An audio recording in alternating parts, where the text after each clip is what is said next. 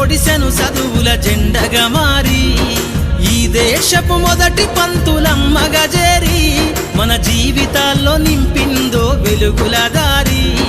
మరువద్దుర సమాజమా మహనీయులను మరువద్దుర సమాజమా మహనీయులను